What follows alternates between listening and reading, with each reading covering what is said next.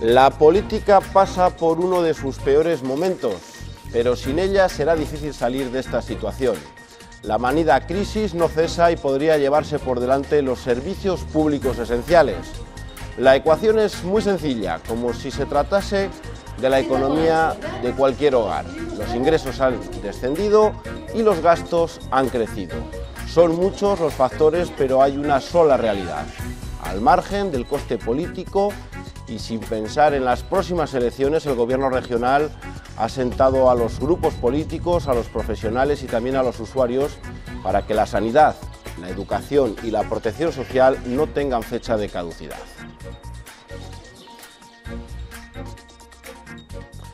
Hola, ¿qué tal? Muy buenas noches. Si queremos mantener los servicios públicos que tenemos, debemos arrimar el hombro y hacer muchos sacrificios. Hay que mejorar la eficiencia y buscar alternativas desde el consenso, sin olvidar las peculiaridades que tiene esta comunidad, Castilla y León. Para analizar la situación actual y encontrar algunas soluciones antes de que sea demasiado tarde, nos acompañan aquí esta noche el consejero de Sanidad, Antonio Sáez Aguado. Muy buenas noches. Buenas noches. Es muy tarde para ponernos a pensar en salvar los servicios públicos. ¿Estamos reaccionando tarde? Seguramente sí. Esto no quiere decir que no les podamos salvar, pero probablemente si en la época de bonanza hubiéramos sido capaces de cambiar algunas cosas, hoy lo tendríamos más fácil. Pero bueno, esto es la condición de la política y la propia condición humana, yo creo. Cuando las cosas están bien, uno se preocupa poco de hacer cambios, de prever el futuro y de poner las cosas en mayor garantía de futuro. ¿Le queda mucho al modelo actual, al que tenemos, al que estamos orgullosos de él? Yo creo que es un modelo que va a perdurar. Pero luego ese es el compromiso y creo que es además un consenso no solo político, yo creo que también social y profesional, de que el modelo de protección social, de bienestar, desde luego en sanidad hay un consenso muy elevado de que este es el modelo que tenemos que mantener, con algunos cambios, eso sí. Olga Ogando, muy buenas noches. Buenas noches. Catedrática de Economía de la Universidad de Valladolid. ¿Por qué no salen las cuentas? Bueno, pues no salen las cuentas porque los ingresos han descendido, si los medimos en términos de ingresos por habitante, y están al nivel del 2003, y porque los gastos han crecido en todas las comunidades autónomas españolas y en algunas se ha duplicado. Podemos decir que en nuestra comunidad autónoma pues las cosas se han hecho razonablemente bien porque no tenemos incrementos de gasto tan elevados, pero hay un desfase importante entre lo que se ingresa y lo que se gasta. Lo hemos hecho medianamente bien, pero ¿también Castilla y León lo tiene más complicado que otras comunidades autónomas? Lo tiene más complicado porque el coste de prestar los servicios públicos en un territorio con una gran dispersión de la población, con una gran superficie, con una población envejecida, es más elevado. Y bueno, la inquietud que tenemos en este momento, los que nos dedicamos a investigar en esta temática, es si el nuevo modelo de financiación autonómica que se va a empezar a plantear y a negociar en los próximos meses va a recoger dentro del concepto del coste estándar pues también el envejecimiento y la dispersión de la población y la baja densidad.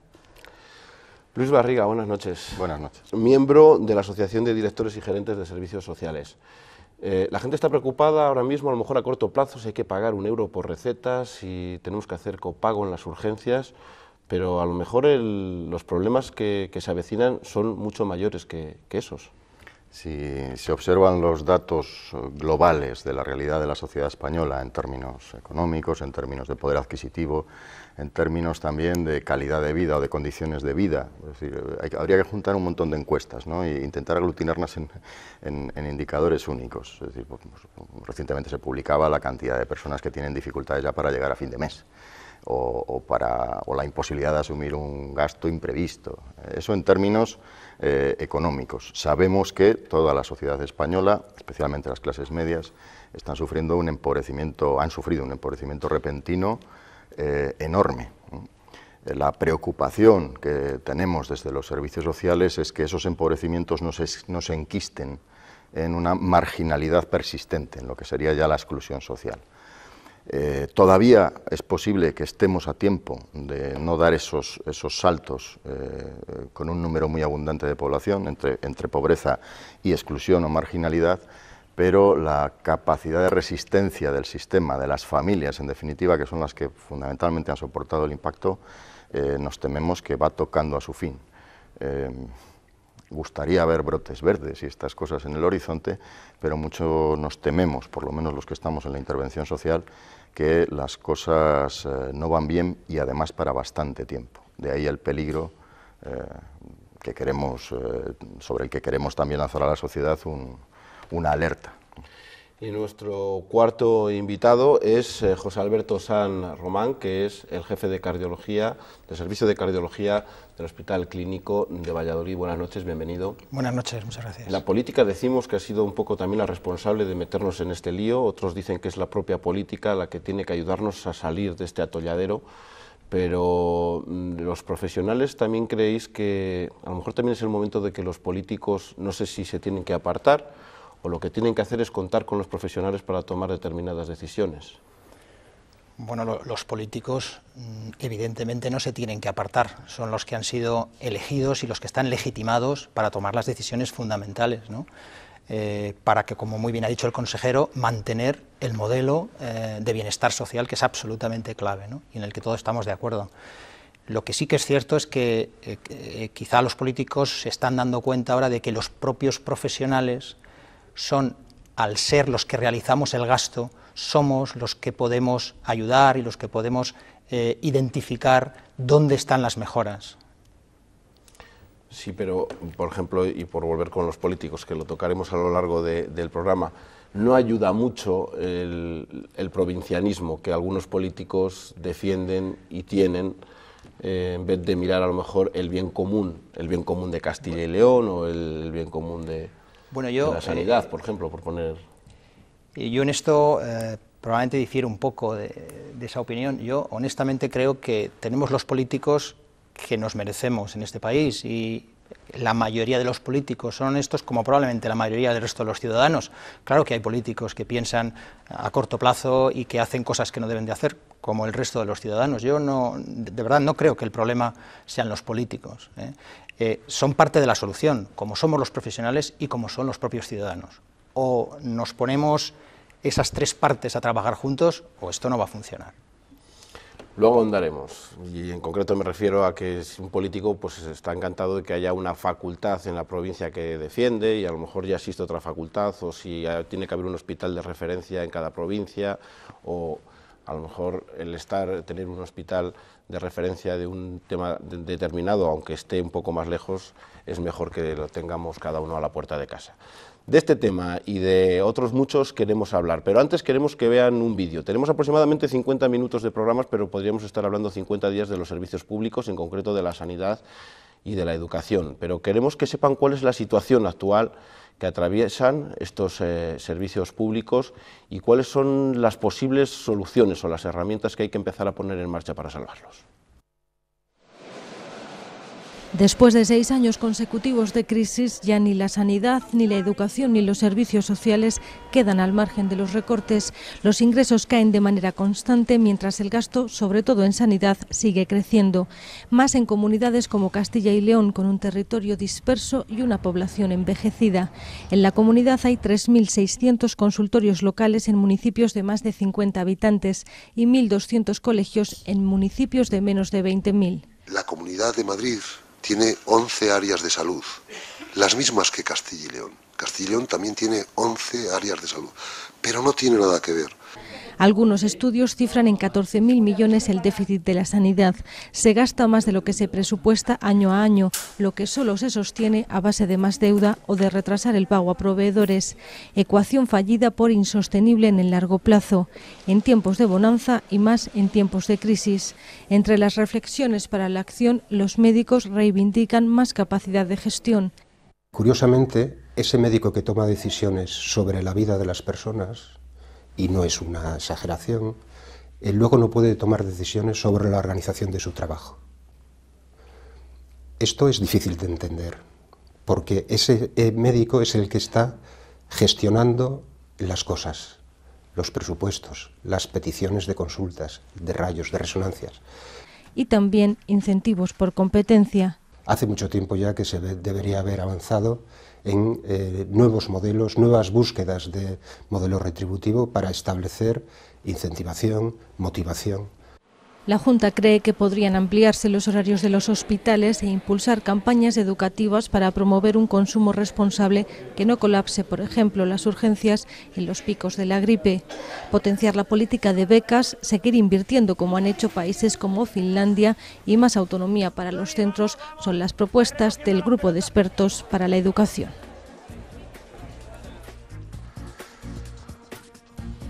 Hay muchos temas encima de la mesa, pero es importante también buscar culpables de la situación en la que nos encontramos. Y desde muchos lugares se mira a las autonomías, al estado de las autonomías, la descentralización. ¿Nos iría mejor si el Estado fuese quien gestionase estas competencias de los principales servicios públicos o no? ¿O la descentralización es más eficiente que la centralización? Yo creo que la experiencia que hemos tenido en Castilla y León, a partir de la descentralización y las competencias que ha asumido la comunidad, en general ha sido una experiencia de éxito. La sanidad ha mejorado, y ha mejorado sensiblemente, ha mejorado en accesibilidad.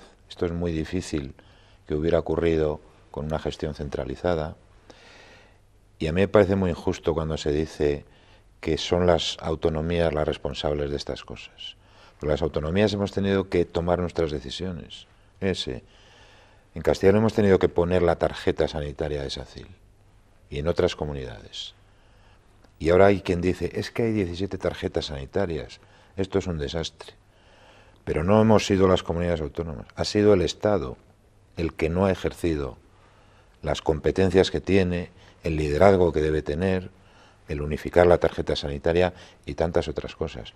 A mí me parece muy injusto eso, pero sobre todo me parece que si hoy comparamos la situación de la sanidad pública en Castilla y León con la de hace 10 años, en número de profesionales se han incrementado en 7.000, en infraestructuras han mejorado muchísimo las cosas, en prestaciones, yo creo que esa ha sido una experiencia de éxito. Y esto está un poco al margen, un poco, no del todo naturalmente, de la coyuntura económica, de la crisis y de la recesión. Porque si gestiona el Estado, también tiene problemas con los recursos. Se pone en duda, podemos echar la culpa a la crisis todo, pero... No, bueno, yo quería incidir en el tema de la descentralización. Comparto lo que acaba de decir Antonio Sáez, pero es verdad que la descentralización tiene ventajas e inconvenientes. La ventaja serían ganancias de eficiencia en la medida que las necesidades de salud distan mucho de ser homogéneas entre los distintos territorios. Y los inconvenientes es que cuando prestamos servicios a una población menor y encima dispersa, evidentemente perdemos los beneficios de las economías de escala y tenemos costes en términos de eficiencia. Y por añadidura podemos decir que en España no ha funcionado el papel de coordinación que tenía que tener el Ministerio de Sanidad, bueno, incluso arbitrando políticas para favorecer las desigualdades de salud entre comunidades autónomas y fomentar la cohesión del sistema. Es que esa coordinación, y antes de que conteste el consejero, que seguramente querrá hablar de ello, también va a provocar que haya comunidades a distintas velocidades o que haya sanidades diferentes, aunque sean del mismo color político, y hemos dicho, cada uno está haciendo los deberes de una manera, pero parece que vamos a hacer 17 Españas.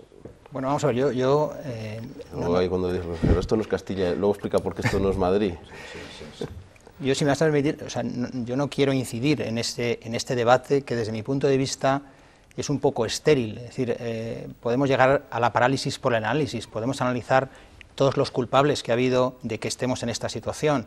Lo cierto es que yo sigo pensando que todos hemos sido, en cierta manera, culpables, y yo me incluyo. En las épocas de bonanza no nos planteábamos que habría que ahorrar, porque llegaba el dinero Nosotros pedíamos, gastábamos y no había más problemas, es decir, que todos hemos sido en cierta parte culpables. Y yo, como médico que soy más pragmáticos, ¿eh? Nosotros tenemos que tomar decisiones en poco tiempo. Bueno, pues tenemos que intentar solucionarlo. A donde yo quiero ir es, vamos a poner soluciones, porque este modelo tiene que perdurar, es un modelo del que todos estamos orgullosos. Y lo que tenemos que hacer es sentarnos y ver cómo podemos solucionarlo entre todos, cuál es la mejor manera.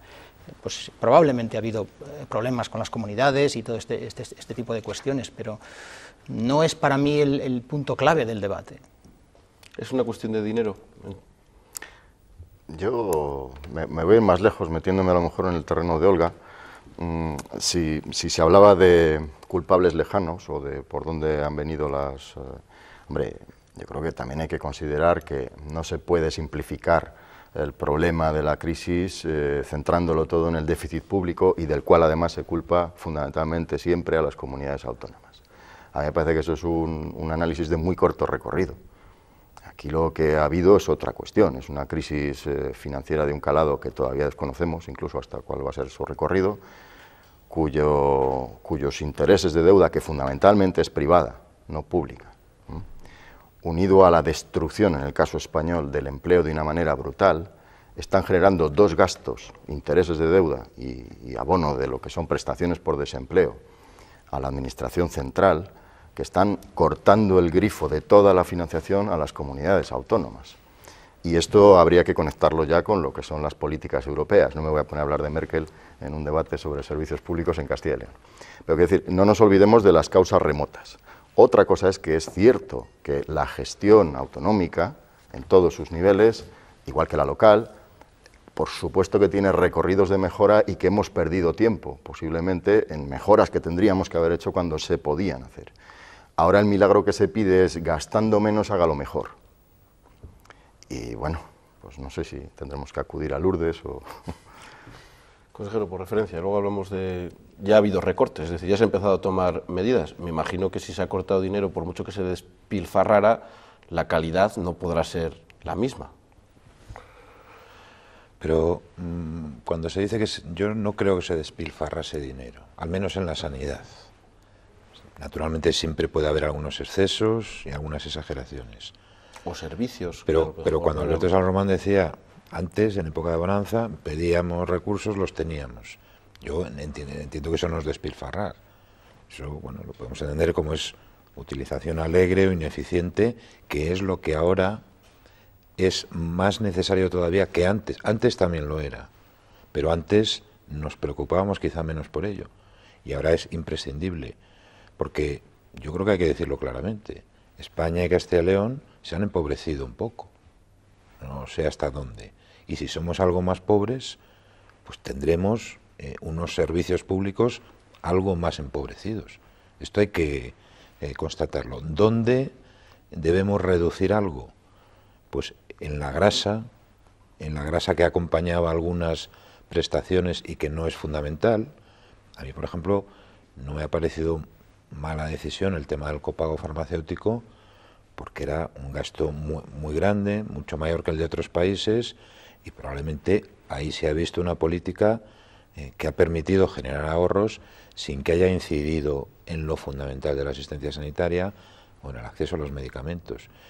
Y hay cosas en las que la Administración ha tomado decisiones, a veces un poco generales, y es el momento aunque sea tardío, de decir, oiga, señores médicos, señoras enfermeras, díganos también ustedes dónde podemos reducir un poco el gasto o al menos reducir el crecimiento del gasto para hacer esto entre todos sostenible, porque son decisiones políticas en muchos casos y decisiones profesionales las que utilizan los recursos. Entonces tenemos que hacerlo de esa manera. Bueno, vamos saltando el guión y de todos modos por referencias. El copago farmacéutico, que está prácticamente extendido en todos los países, en todas las comunidades. No sé si a otro tipo de copagos sois partidarios de que se vayan incluyendo, es decir, copago en atención primaria, copago en urgencias, o si, la gran pregunta que os dejo encima de la mesa, si el copago puede ser la solución al problema que tenemos ahora mismo.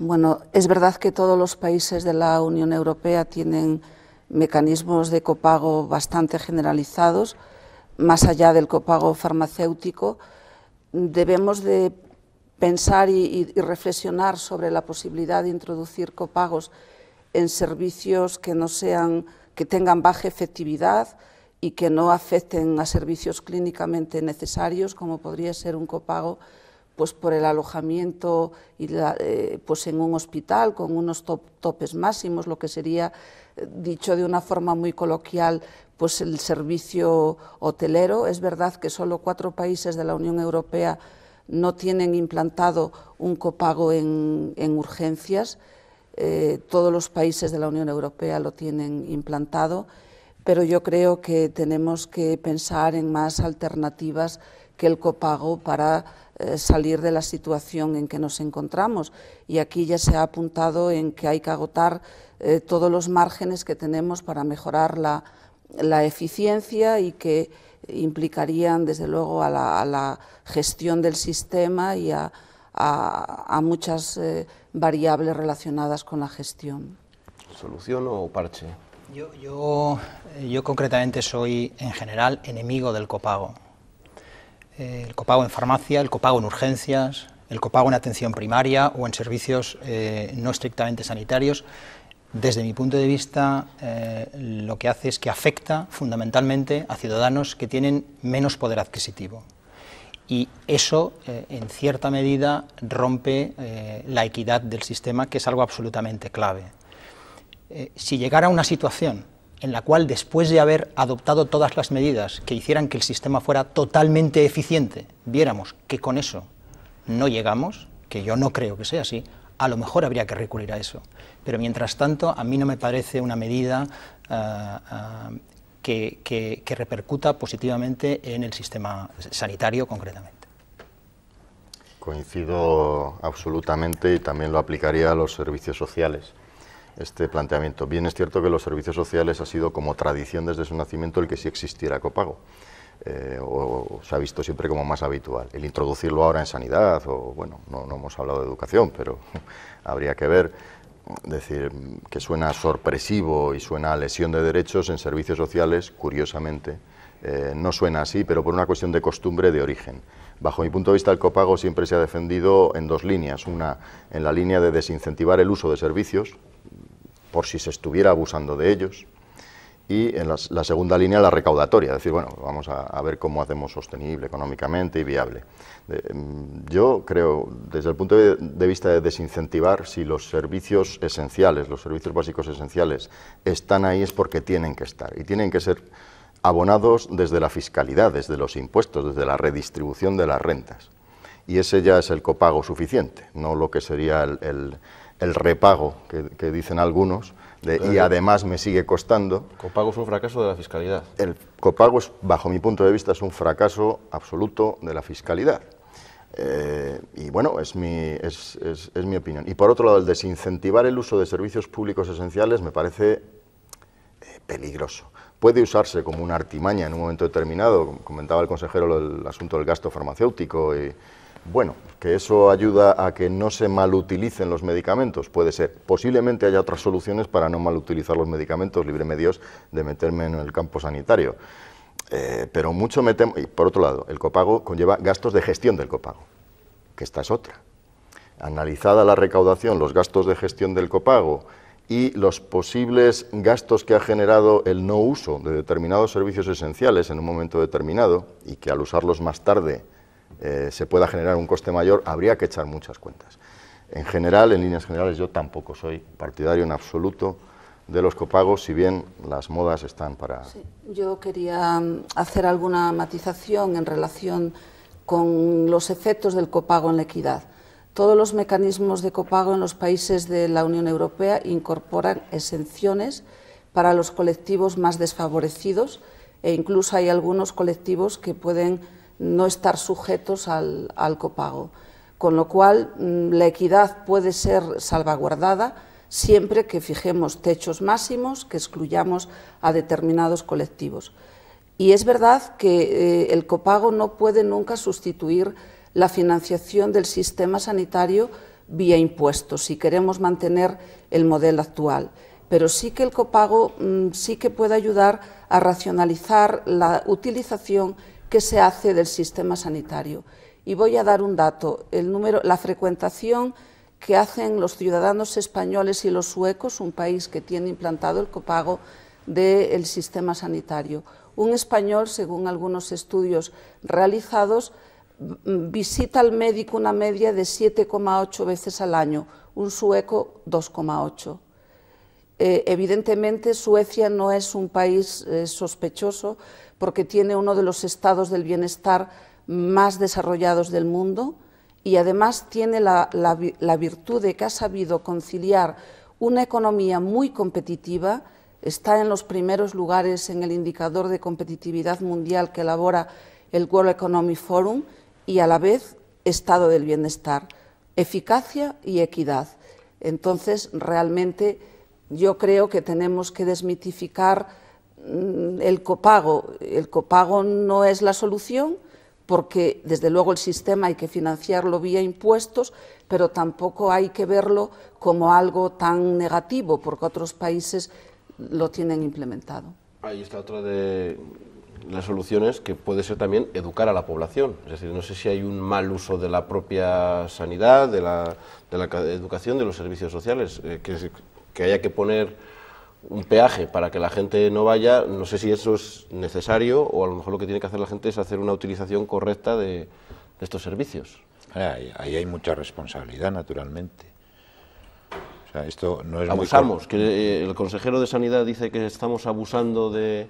No, el consejero de Sanidad no dice eso. De las urgencias, abusamos de ir al médico cada vez que nos pasa cualquier cosa. Es decir, tenemos una media, estamos hablando de que vamos el triple prácticamente que un sueco. O los suecos se ponen menos malos que los españoles, o aquí pasa algo. Lo que dice el consejero de Sanidad es eso mismo, que la frecuentación, las visitas que hacemos a los médicos o a las urgencias son mayores en España que en otros países de nuestro entorno.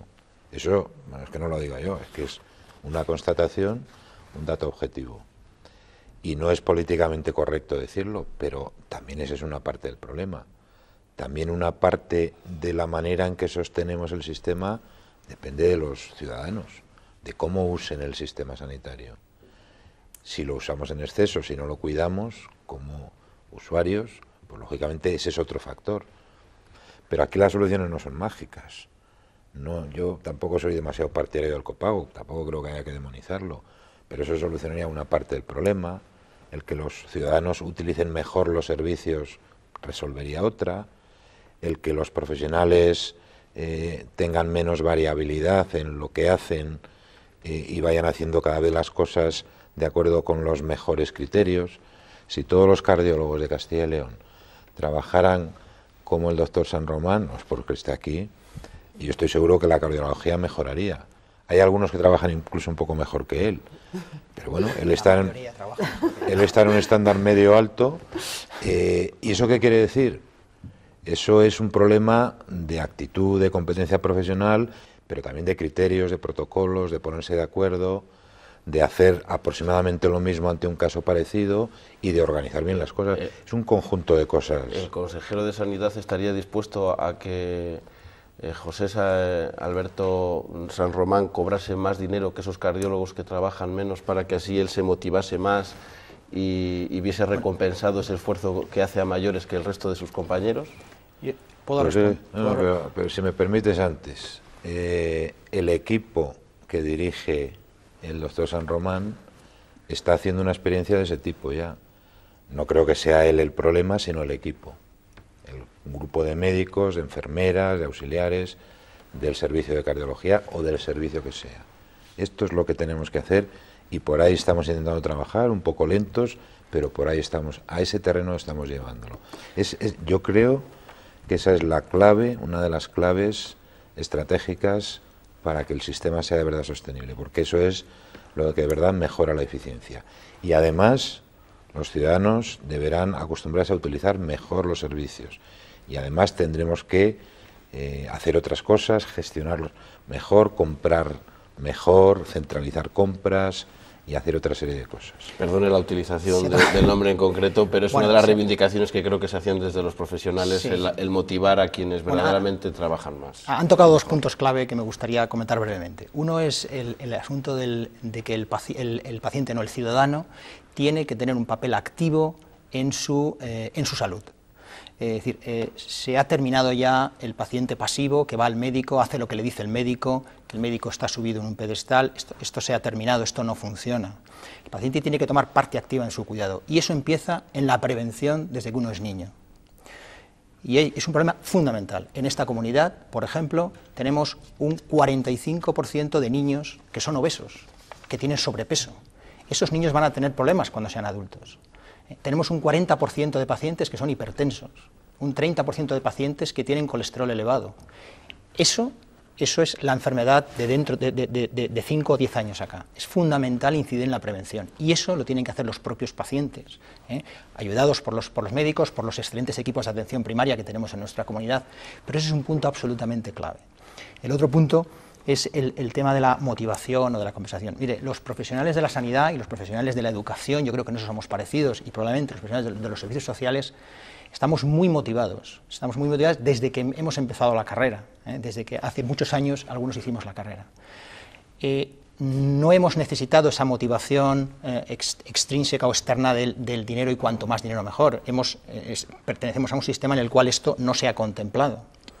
Si bien es verdad que si ahora nos dan las riendas, si ahora nos dejan tomar decisiones, es decir, si ahora compartimos el riesgo y la responsabilidad, eso debe ser incentivado. Y al decir debe ser incentivado, no estoy hablando de dinero, fundamentalmente, también de dinero, pero estoy hablando de formación continuada, estoy hablando de promoción de la investigación, estoy hablando de inversión en el propio equipo, es decir, va mucho más allá que una cuestión meramente económica, ¿no? Pero sin duda, si hay que ir hacia la eficiencia, como hay que ir, es decir, si hay que hacerlo mejor con menos recursos, que esa es la eficiencia, hay que tener en cuenta los recursos, eso tiene que ser compensado, estimulado, incentivado de alguna manera. Para que nos entendamos y nos entiendan los oyentes, eso significa también dar más capacidad de decisión a los propios hospitales, ¿no? Por poner un ejemplo concreto, que tengan no solo capacidad incluso de fichaje, por decirlo de alguna manera, es decir, verlo un poco a la americana en ese sentido de poder fichar a determinados profesionales. O sea, hay que dar capacidad de decisión, más capacidad de decisión a los hospitales, pero hay que dar más capacidad de decisión a los grupos de profesionales, a los que, vamos a ver, los profesionales, los que estamos viendo a los pacientes, generamos el 70% del gasto en sanidad. En una mañana, en una consulta o viendo pacientes, hacemos un gasto tremendo de recursos económicos para el sistema. Bueno, nosotros somos los que sabemos dónde están los problemas, nosotros somos los que sabemos en qué áreas se puede recortar sin perjudicar a la calidad de la asistencia y en qué áreas no se puede recortar. Cuando las decisiones vienen dadas desde arriba, son decisiones lineales, que afectan a todo por igual, que no distingue. Esas decisiones no tienen en cuenta las particularidades de los pacientes, de las enfermedades, de los grupos, de los servicios, ¿no? Entonces, si nos dejan a nosotros responsabilizarnos de esas decisiones, nosotros estamos convencidos de que podremos hacer que las cosas funcionen igual o mejor, con menos recursos económicos, con menos coste. No sé qué le parece, pero y si esto puede provocar también que haya hospitales de primer y de segundo nivel, porque un buen equipo gestionado, un hospital gestionado por un buen equipo puede provocar que en otro hospital no se gestione igual y yo tenga preferencia en ir a un hospital en vez de ir a otro, quiero decir, como por poner un pero a esta solución. Claro, la solución de la homogeneidad en sanidad es muy peligrosa, porque es una solución que tiende al estancamiento. Tenemos que estimular, yo en eso estoy totalmente de acuerdo. Si no somos capaces de estimular a los que mejor lo hacen, y yo también comparto la idea de que no solamente es una cuestión de dinero, de retribuciones, también. Nosotros vamos a hacer estamos haciendo un proyecto para que en el primer año la gente reciba estímulos que no sean económicos, que sean profesionales, que sean de investigación. Pero aquí tenemos una dificultad que me parece que está fuera del debate político en España y sanitario, y es las restricciones que tenemos en lo público. En España se ha abierto un debate sobre sanidad pública o privada. sobre gestión pública o privada. Ese no es nuestro debate en Castilla y León. Hemos optado por la gestión pública y por la sanidad pública. Pero o somos capaces de mejorar la gestión en lo público, de ser más flexibles, si pudiéramos incluso llegar a eso, a poder fichar a un cirujano que viene de no sé dónde para este hospital. Bueno, pues hoy no podemos. Hasta hace muy pocos meses el mejor cardiólogo, el mejor cirujano del mundo no podría trabajar en SACIL. ¿Saben por qué? Porque no es estatutario. Fíjense ustedes, y es el mejor cirujano del mundo. Bueno, pues esas restricciones en el contexto público las tenemos que superar, porque si no alguien va a decir, es que funciona mejor lo privado. Y ese es el debate que nos está planteando en España. Porque la gestión público-privada, que ya existe y que hay ejemplos en Cataluña, también se ha demostrado que también puede funcionar bien. ¿Por qué existe tanto miedo a ese tipo de gestiones? Voy a hablar de colaboración público-privada en general, que se puede aplicar a todos los servicios públicos, no solo a la sanidad. Yo, en el caso de la sanidad, sería prudente en el sentido de que hay que evaluar las experiencias que se han llevado a cabo. Las experiencias, una de las más conocidas en España es el modelo Alcira, aparte de la experiencia catalana y el de la Comunidad de Madrid. En el Reino Unido ese tipo de colaboración está muy extendida, pero hay un problema, no hay datos robustos que demuestren que el coste y la eficiencia de la gestión privada sea mejor que el de la gestión pública. Es más, el modelo Alcira ha tenido que ser rescatado. Hay otros hospitales en la Comunidad Valenciana que están en una situación similar, y la colaboración público-privada en sanidad tiene problemas, porque puede generar lo que los economistas denominamos fenómenos de selección adversa, que quiere decir que pues, un hospital con una concesión privada no presta determinados servicios a los pacientes que son más costosos, que tienen enfermedades o procedimientos pues que suponen una mayor hospitalización, y los deriva a la sanidad pública. Y aparte de ese hecho estaría el problema de lo que llamamos también los economistas, y siento utilizar este término, la captura del regulador. Cuando no hay una separación nítida entre lo público y lo privado, pues lógicamente pues podemos tener ahí gestores públicos que otorgan la concesión, que luego pasan a gestionar la concesión privada. Yo creo que sí a la colaboración, pero con diagnósticos claros, con regulación por parte del Ministerio de Sanidad a nivel estatal, que evite estos tipos de problemas a los que me estoy refiriendo, y desde luego necesitamos más transparencia, porque no hay estudios robustos que demuestren que la gestión privada es más eficiente que la pública, porque no solo hay que tener en cuenta los costes, sino también los reingresos, porque muchas veces se utiliza un indicador per cápita, pero sin tener en cuenta el que un paciente puede reingresar más veces en el sistema. Por hacer alguna pregunta también de educación, que si no nos vamos a quedar, pero también queda encima de la mesa esa opacidad. ¿Por qué no hay transparencia en la gestión, de saber quiénes gestionan mejor unos hospitales, otros quiénes sacan más trabajo? ¿Esto es porque cuesta dinero, es porque no se quiere hacer? La transparencia dentro de... Bueno, hay datos, hay datos. Si usted me pregunta qué servicios de cirugía funcionan mejor y cuáles no funcionan no tan bien, yo algún ejemplo le podría decir, y existen datos. Los sistemas de información de los hospitales y de primaria, bueno, pues son razonables, están bastante avanzados, ¿no? Los buenos profesionales estarían encantados de que eso fuese así. Sí, es una de las premisas que nosotros creemos que tiene que haber para mejorar la eficiencia, es la transparencia. Que es cierto que nosotros conocemos algunos datos, y la consejería obviamente se conocen todos los datos. La idea es que los ciudadanos deberían conocer esos datos también, probablemente, ¿eh? Y eso es más complicado. Antes de entrar en los servicios sociales, una pregunta genérica sobre educación, que parece que la educación, al contrario que la sanidad, sí que se ha controlado el gasto. Lo que sí parece es que se ha reducido bastante ese gasto y no se ve como una solución, es decir, otras comunidades apuestan por el incremento del gasto en la universidad, en determinadas etapas de la educación, para que en un futuro funcionen mucho mejor los servicios públicos. ¿Es un peligro o con hacer las cuentas y saber que los informes PISA dicen que Castilla y León funciona perfectamente, nos tenemos que olvidar y dejar de gastar a pesar de que el fracaso escolar sigue estando ahí? Bueno, yo creo que realmente invertir en educación es una apuesta de crecimiento futuro. Es verdad que en términos reales, descontando la influencia de la inflación, el gasto en educación ha crecido en esta comunidad autónoma, pero ha crecido menos que el gasto sanitario por la influencia que tiene el componente demográfico en el crecimiento del gasto sanitario. Pero en realidad España tiene un enorme reto en educación y esta comunidad también, porque la exigencia que marca el cambio de modelo productivo pasa por la educación.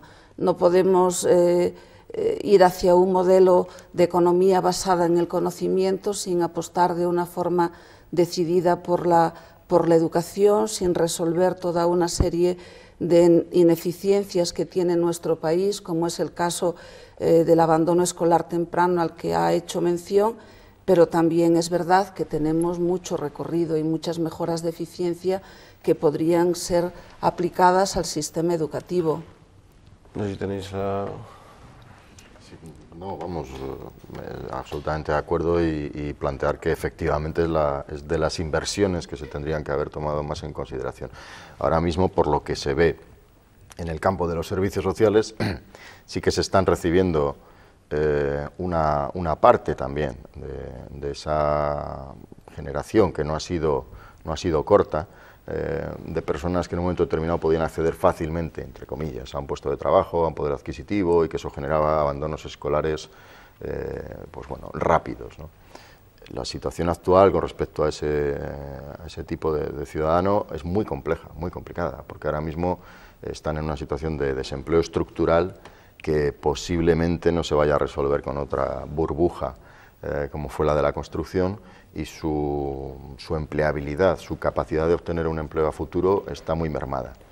Eso fue una desinversión, no ya en la infraestructura educativa o en el profesorado, sino en el planeamiento, en la apuesta de futuro que tiene que hacer un país hacia lo que es la formación y la educación. Es un asunto esencial, muy maltratado. Vamos a hacer una breve pausa, unos minutos, y volvemos ya con los servicios sociales. Hasta entonces. León Televisión.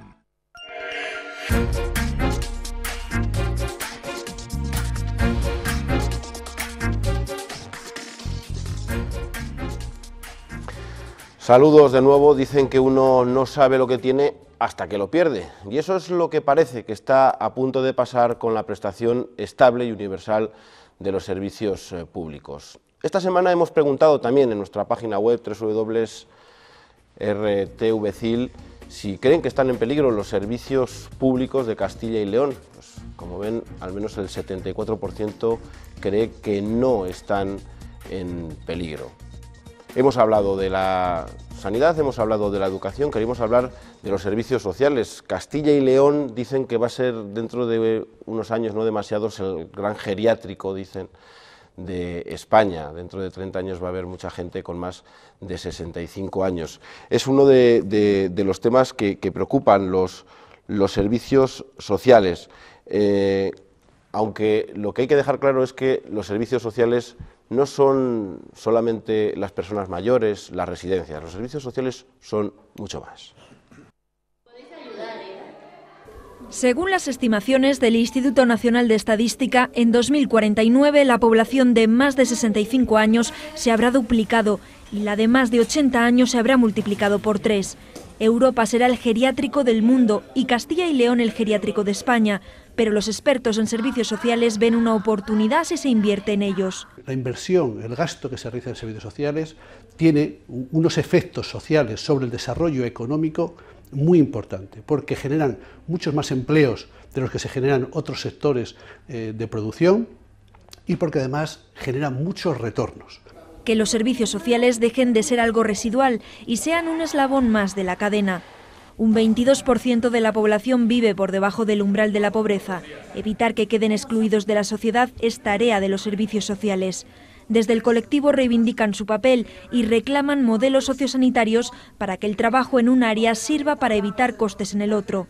Por ejemplo, la renta garantizada de ciudadanía, eso es un gasto puro, pero si esa renta va dirigida a la inserción social, lo que nos interesa es que las personas salgan de esa renta, que encuentren trabajo, que dejen de ser un gasto y que además de mejorar su situación personal, además se inserten socialmente. Castilla y León ha sido pionera en la puesta en marcha de la renta garantizada de ciudadanía, también en impulsar una red de reparto de alimentos de urgencia y un servicio integral de prevención de desahucios. La comunidad es además la primera en la gestión de la atención a la dependencia. Lleva 3 sobresalientes consecutivos en esta materia. Bueno, uno de los errores que hemos cometido es separar la sanidad de la educación y de los servicios sociales, porque deberían ir todos juntos, no se entienden unos sin otros, ¿no? Evidentemente hay aspectos comunes. Yo el otro día planteaba en la reunión de expertos, pongo las comillas por mí, que las personas no están divididas por consejerías. En definitiva, los ciclos de vida de las personas son los que son y los distintos servicios públicos operan sobre ellos, o mejor dicho, el ciudadano utiliza esos servicios o hace ejercicio de esos derechos en diferentes momentos a lo largo de su vida. Desde ese punto de vista, estas claves, estos pilares del estado de bienestar tienen que estar interconectados entre sí. Hay muchos ejemplos en los cuales se podría mejorar esas eficiencias que todos buscamos, articulando mejor quizá el funcionamiento entre sistemas, cosa que es muy compleja, pero también depende muchas veces de voluntades y de imaginación. ¿Lo ven los políticos los servicios sociales como un gasto, como escuchábamos? Ahora se lo preguntamos al consejero si... Voy a ir para lo otro, es decir, en términos de números, aproximadamente, y estoy hablando de datos más o menos medias españolas, de lo que gasta una comunidad autónoma, el 75% se va en salud, educación y servicios sociales. Y si viéramos el quesito de ese 75%, cómo se distribuye, pues veríamos que servicios sociales equivale al 12%, estoy hablando de medias españolas, como sanidad es el 55% y como aproximadamente educación puede estar en el 33%.